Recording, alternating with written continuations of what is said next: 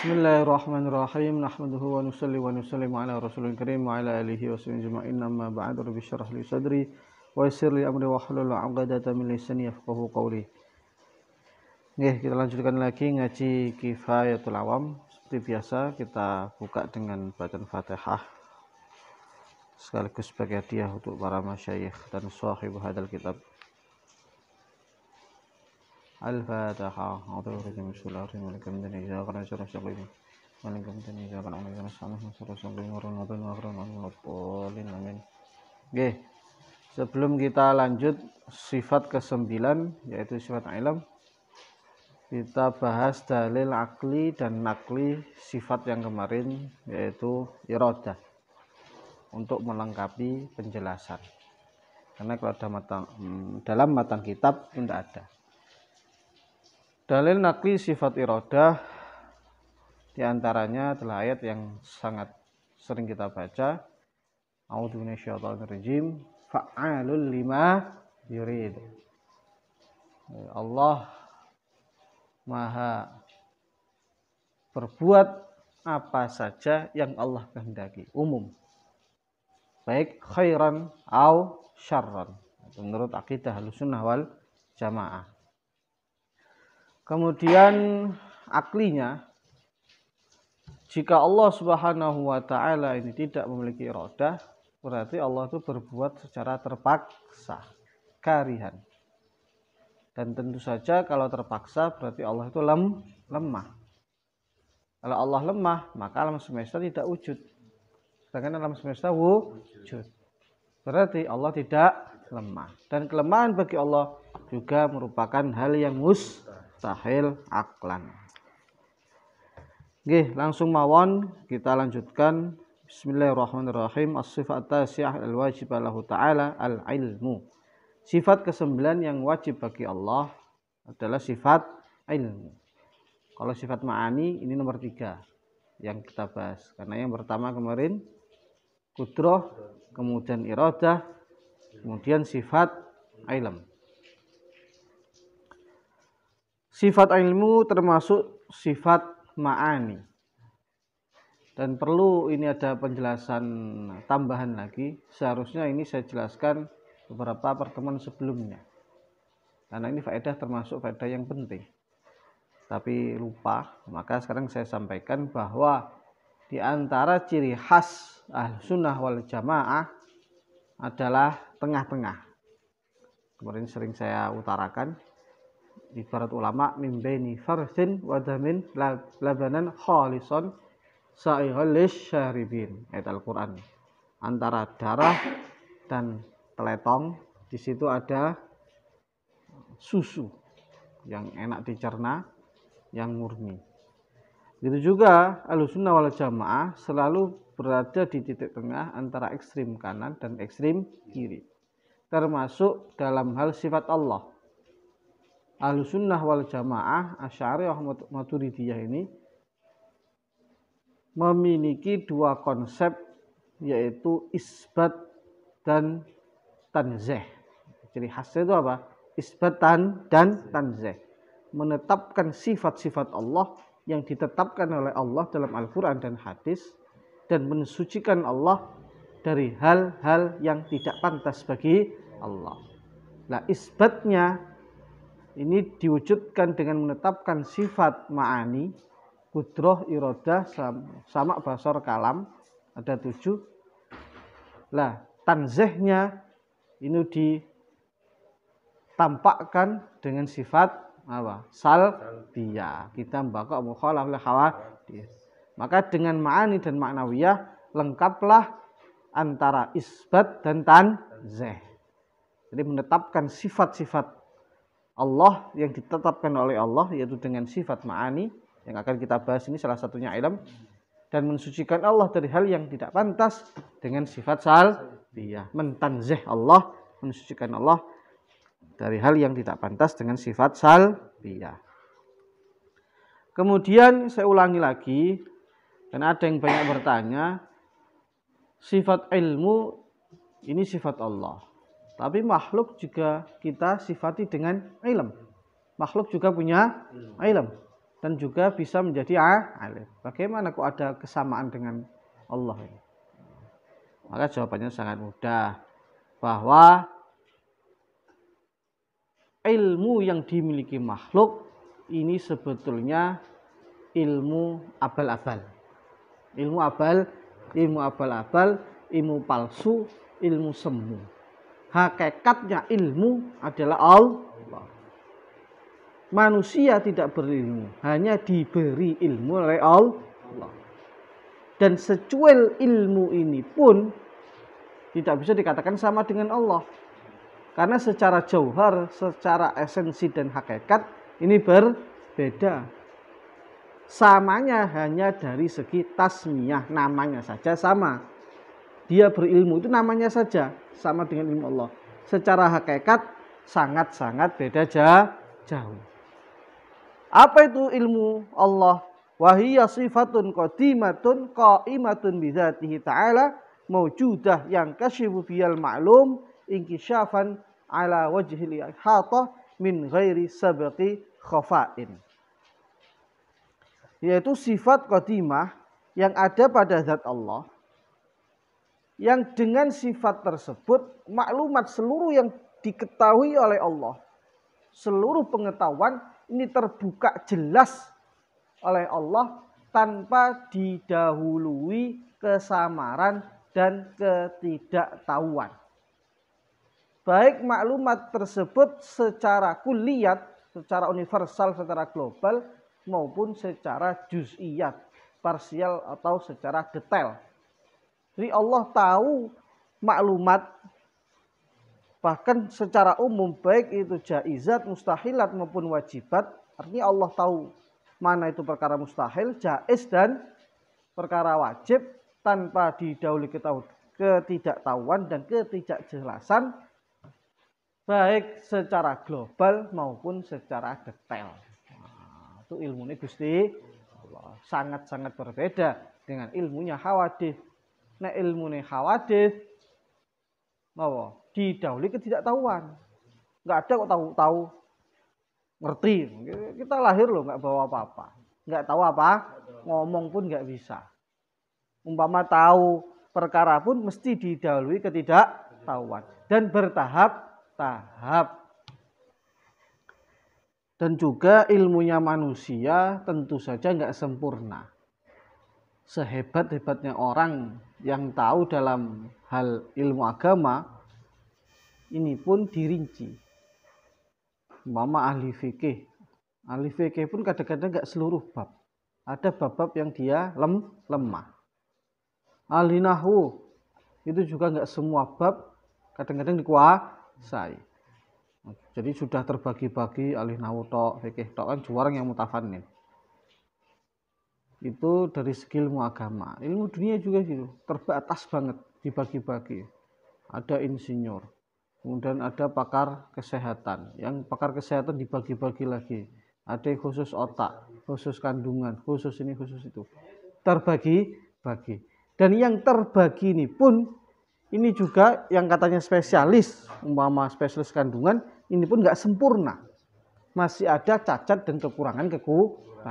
Ringkasnya ilmu hawadits tadi, ilmu yang sangat terbatas, abal-abal, hanya sama dengan tasmiyah saja dengan ilmunya Allah.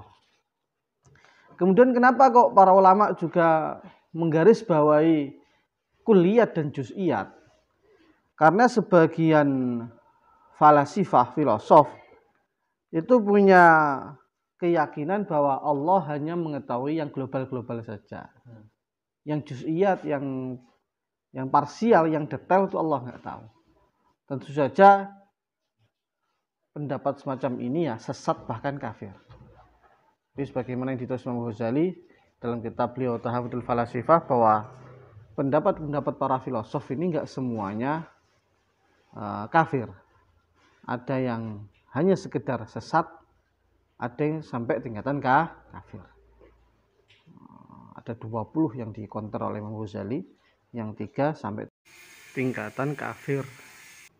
Di antara yang kafir yaitu pendapat mereka bahwa Allah mengetahui hal-hal yang kulliyat tetapi tidak mengetahui perkara yang juz'iyat.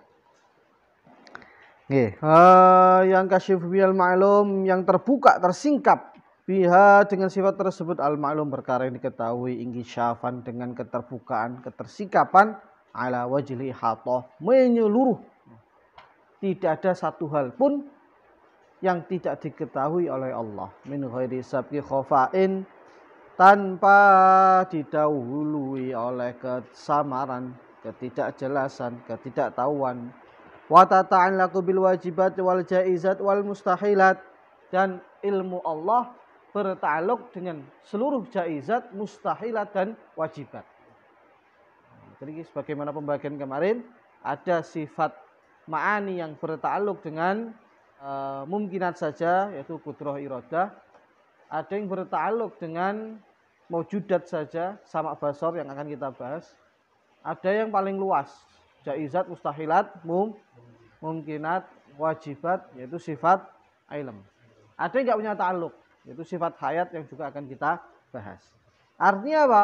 Allah Subhanahu wa taala mengetahui seluruh perkara yang jaiz, seluruh perkara yang mustahil, dan seluruh perkara yang wajib. Fa ya'lamu dzatahu ta'ala wa sifatihi bi ilmihi, maka Allah taala mengetahui zat Allah sendiri dan sifatnya dengan ilmu Allah. Wa ya'lamul mawjudat kullaha wal ma'dumat kullaha bi ilmihi, dan Allah mengetahui baik perkara yang sudah wujud maupun yang belum wujud, atau bahkan perkara yang tidak ada, seluruhnya. Wa ya'lamul mustahilat, Allah juga mengetahui mana itu perkara mustahil, bimana annahu ya'lamu anna syarika mustahilun alaih, dengan arti bahwa Allah Subhanahu wa taala mengetahui bahwa serikat itu mustahil bagi Allah. Serikat enggak mungkin wujud. Wa ya'lamu annahu la wujida la tarattaba alaihi fasadun tanazzal 'anil syirik, dan Allah juga tahu bahwasanya adanya serikat akan merusak tatanan, berakibat rusaknya tatanan, sebagaimana yang kita sudah jelaskan dalam sifat wahdaniyat. Tanazzahallahu 'anil syariki, Allah Subhanahu wa taala maha suci dari serikat, wa ta'ala 'uluwan kabira, dan maha luhur dengan keluhuran yang besar, yang tinggi. Nah, sekarang kemudian bahas ta'alluq bagi sifat ilm. Kemarin sifat qudrah dan iradat, ta'alluqnya kalau qudrah ada 7 secara tafsil. Kalau iradah menurut tahqiq ada 2. Kalau ilm hanya ada 1. Ada khilafiyat. Ini sepakat, yaitu apa? Ta'alluq tanjizi qadim. Ta'alluq tanjizi qadim. Allah enggak punya ta'alluq soluhi. Jadi enggak ada Allah pantas, Allah layak, Allah potensi untuk tahu. Berarti kan enggak tahu. Jadi Allah potensi untuk tahu, layak untuk tahu. Berarti ada enggak tahunya. Maka yang meyakini semacam itu kafir. Jadi kita harus yakin bahwa ilmu Allah sejak azal itu betul-betul tahu. Taunya itu sudah bil fi'il, sudah terlaksana, sudah real. Bukan kepantasan atau potensial, tapi sudah real. Jadi Allah sudah tahu secara nyata, secara real. Istilahnya ta'alluq dan jizi qadim. Satu tok ta'alluqnya. Wallahu ta'ala ya'lamu hadhil madhkurat azalan ilman tamman la 'ala sabili dhanni wa 'ala sabili syak. Maka Allah taala mengetahui seluruh madhkurat sejak azal secara sempurna, bukan secara dhon, ngiro-ngiro, prediksi kuat.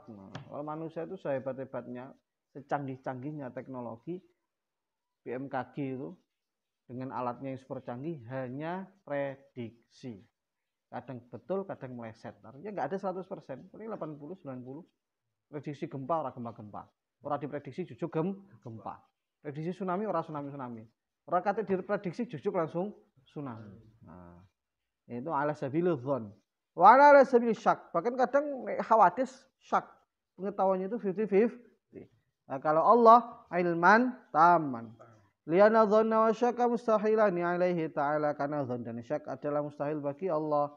Wa ma'na qawli min ghairi sabqi khafain, makna para ulama ilmu Allah tanpa didahului ketidakjelasan, annahu ta'ala ya'lamul asya azalan, Allah mengetahui seluruh perkara azalan sejak azal. Walaysa Allah ta'ala kana jahluwa thumma alimaha, bukan berarti Allah sebetulnya enggak tahu kemudian tahu. Maha suci Allah dari pemahaman yang semacam ini. Wa amal hadits fa yajhalu syai' thumma ya'lamuhu wa laysa lil ilmi, koma ya, titik. Sedangkan hadis manusia biasanya, bukan biasanya ya, mesti enggak tahu baru tahu. Ini pengetahuannya didahului ketidaktahuan. Wa laysa lil ilmi ta'alluqun suluhiyyun bima'na annahu salihun li ayyan kashifa bi kadza li'annahu yaqtadi anna kadza lam yankashif bil fi'l wa 'adamu kashifi bil fi'l jahlun tanazzalallahu ta'ala anhu. Dan Allah hanya memiliki ta'alluq tanjizi saja. Allah enggak punya ta'alluq soluhi dengan makna bahwa Allah berpotensi, Allah layak mengetahui ini. Karena pemahaman yang semacam ini yaitu soluhi menuntut bahwa Allah tidak mengetahui hal tersebut secara real, secara nyata. Sehingga wa adamu inkisyafi bil fi'il jahl, tidak adanya pengetahuan secara real, secara nyata merupakan ketidaktahuan bagi Allah, dan ini mustahil. Nah, kalau dalil aklinya gampang aja. Kalau Allah itu tidak aliman bikulli syai', berarti Allah itu berbuat apa-apa ghairu muridin, nggak ada iradah. Ilmu sama iradah berkaitan erat. Kalau nggak ada ilm berarti nggak ada iradah. Karena adanya iradah itu karena ada ilm. Makhluk pun begitu itu. Kita nggak akan mau terhadap perkara yang kita tidak tahu. Maka kalau Allah itu tidak ilm, berarti Allah tidak iradah. Kalau tidak iradah berarti karohah, apa-apa berbuat karena terpaksa, dan ini menunjukkan kelemahan Allah, dan ini mustahil. Dalil naklinya banyak. Wallahu bikulli syai'in alim, itu diantaranya. Sifat ilm barangkali cukup nih. Barangkali cukup. Ada yang perlu dibahas ya. Sebetulnya ada sih yang perlu dibahas lagi, yaitu tentang qadha dan qadar, karena sangat berkaitan dengan ilm dan iradah kemarin itu. Cuman karena di kifayah ini qadha dan qadar dibahas di tempat lain, nanti di bab jaiz alallah, maka ya kita ngikut beliau saja. Nanti qadha dan qadar akan kita bahas pada bab jaiz bagaimana di kitab ini. Subhanallah, subhanallah.